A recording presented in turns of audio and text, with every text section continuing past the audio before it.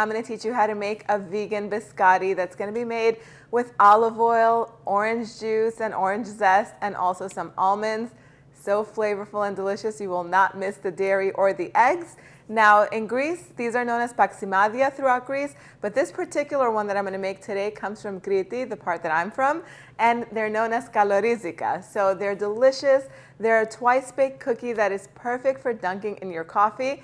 So we're going to go over the ingredients right now and we're going to start making them. We're going to need some pure vanilla extract, some granulated sugar. This is light olive oil, but you could use vegetable oil instead. We're going to need the zest and the juice of orange, or 1 or 2 oranges. We have some all-purpose flour, a little bit of salt, baking powder, baking soda, and these are some almonds that we've toasted in the oven at 350 degrees for 7 minutes. So I'm using a light olive oil to make this, so that way you don't have too much of an olive taste in it. Light olive oil is basically the more inexpensive olive oil at the supermarket. It's lighter in color and lighter in olive flavor. If you can't find it, or if you'd rather use vegetable oil, feel free to do so. So I'm going to add the olive oil to the mixer, the granulated sugar, and the pure vanilla extract. So we're going to need a cup of orange juice in here as well, but we also need the zest of the orange in the mixture. So we're going to zest the orange first, and then we're going to juice it. So we need the zest of 1 orange. That's good. When you get down to the lighter color, the whiter part of the orange, you do not want to zest that part because that's bitter. So the zest is in the dry ingredients. Now we're going to juice the oranges. That looks like 1 cup. I had to juice 3 oranges. It all depends on how juicy your oranges are. Now you might be wondering why I have the baking soda separate from the dry ingredients. Sometimes when baking soda isn't sifted in properly with the dry ingredients, like when you're taking a shortcut like I am, when I'm just going to whisk them together, you get an extra bite of baking soda in your baked goods, like your cookies or your cake, and it just has that awful salty, bitter type taste. So I found that diluting it in the juice, it just makes it so much better. It just dilutes into the batter, and you don't get that, that taste that you're not looking for. So I'm going to put half of the juice in first, and then the remaining juice, just because this measuring cup is small and this is going to bubble up once I add the baking soda to it. See how it bubbles up? So now I'm going to add it to the wet ingredients in the mixer, and I'm just going to mix this all up until it's all combined. So just whisk all the dry ingredients together. Now I'm going to roughly chop these almonds that are toasted. So all I did, I preheated my oven to 350 degrees Fahrenheit, and I popped them in there for 7 minutes just until they became nice and fragrant and toasted. Toasting nuts before you add them to a cookie recipe or any other recipe really intensifies their flavor. So we're just going to roughly chop them. Now, of course, you can do this in a food processor. So now my dry ingredients are ready. You can definitely spice this up even more by adding a half a teaspoon of ground cinnamon to this, a little pinch of cloves.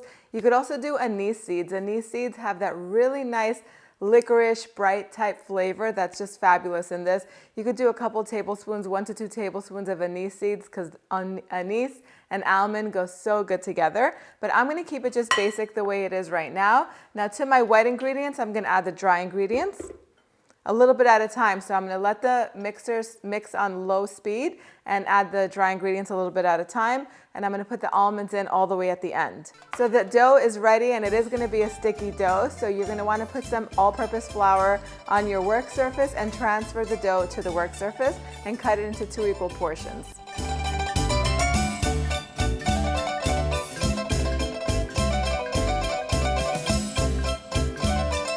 So now we're just going to roll it out into a log.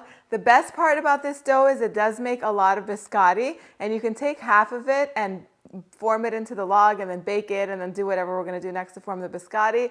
And you can take the other half and you could wrap it in parchment paper and then in plastic and freeze it. And it freezes well up to 2 months, maybe even more. I mean, that kind of stuff never lasts in my freezer. But if you're very disciplined, it will last a while. And if you are going to freeze it, then go ahead and do what I said. Wrap it in parchment first and in plastic so it stays nice and fresh and it doesn't absorb the smells of the freezer. And then when you're ready to bake it, just thaw it overnight in your refrigerator. Or if you're in a hurry and you didn't plan ahead, take it out of the freezer, thaw it on your countertop. When it comes to room temperature, just do whatever we're going to do next. And now I have a baking tray that's lined with parchment paper. I'm just going to transfer this log over here that I formed You want it to be about 1/2 inch in thickness, and as wide as it goes, it's going to be about 12 to 13 inches long. And you can use the help of the parchment paper to help shape it. At this point, you could sprinkle the top with some sesame seeds. You can grind up some more almonds or chop up some more almonds and sprinkle the top with almonds.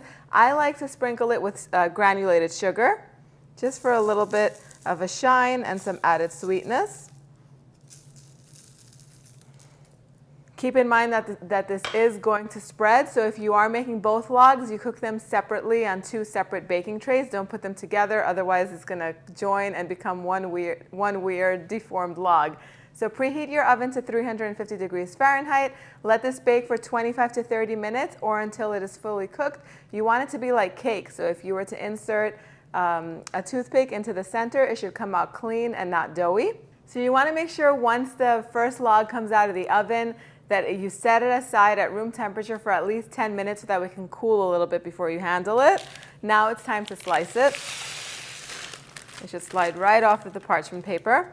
Now we're just I like to slice it in diagonals, and this is a matter of choice or a matter of preference. You can slice it as thin or as thick as you like your biscottis. And then place the cookies on a baking tray that's lined with parchment paper.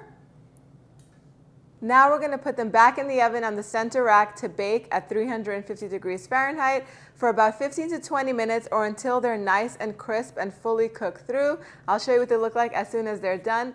So once the biscotti are baked, you want to let them cool down completely. Now it's going to be a matter of preference if you want them slightly chewy or if you want them super dry and crisp.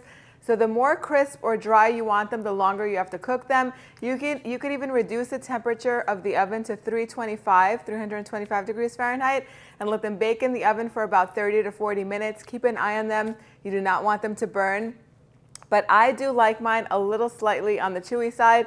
I know that's not what a traditional biscotti or Paximadia is supposed to be like, but that's just me. That's how I like it. You can make it however you like. It's easy to control. It just all depends on the baking time. So you're going to want to have a nice cup of Greek coffee ready like I do, or tea, or even if you want to dunk it in milk, be my guest. It is time to take a bite.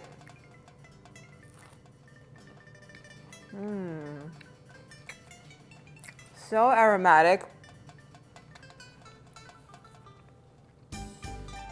These are delicious, you guys. They're so aromatic, you can really taste the orange in there. The almond is just so delicious. It has a perfect amount of crisp. To me, they are perfection. You can modify them to suit your taste. Like I said, you can leave out the almonds and substitute some walnuts. You could leave the nuts out altogether and put in some dry fruit like cranberries, cherries, or even raisins. Totally up to you. Make them how you like. Drizzle them in chocolate, dip them in chocolate, make a cup of coffee, call some friends over.